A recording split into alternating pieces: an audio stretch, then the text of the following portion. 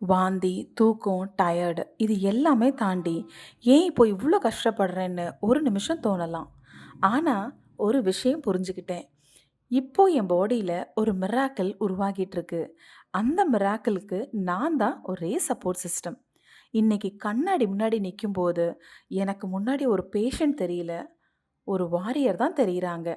ஒவ்வொரு இன்ஜெக்ஷன் போடும்போதும், ஒவ்வொரு டேப்லெட் எடுக்கும்போதும், இது என் பேபிக்காகன்னு நெனைக்கும்போது, அந்த வலி கூட எனக்கு ஒரு சந்தோஷமா மாறுது. ஐவிஎஃப் ஜர்னில இப்போ நம்ம கையில இருக்கிறது நம்ம வில் பவர் மட்டும் தான். சிஎஃப்சில ஒண்ணு சொன்னாங்க. இந்த ஸ்டேஜ்ல இது ரொம்ப முக்கியம்னு.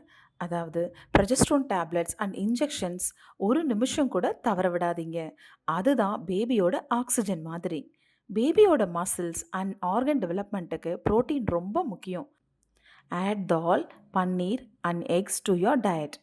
உங்கள் பாடி ரெஸ்ட் எடுன்னு சொன்னால் கண்டிப்பாக ரெஸ்ட் எடுங்க. ஓவர் ஸ்வெட்டிங் ஆர் டிசீனஸ் இருந்தால் உடனே டாக்டரை கன்சல்ட் பண்ணுங்க. சிம்டம்ஸை கூகுள் பண்ணி ஸ்ட்ரெஸ் ஆகாதீங்க. Trust your doctors at CFC and trust your body. இவ்வளோ தூரம் வந்தாச்சு, இன்னும் கொஞ்சம் தூரம்தான். Stay strong, stay healthy. கண்ணாடி பேசும் கதைகள்.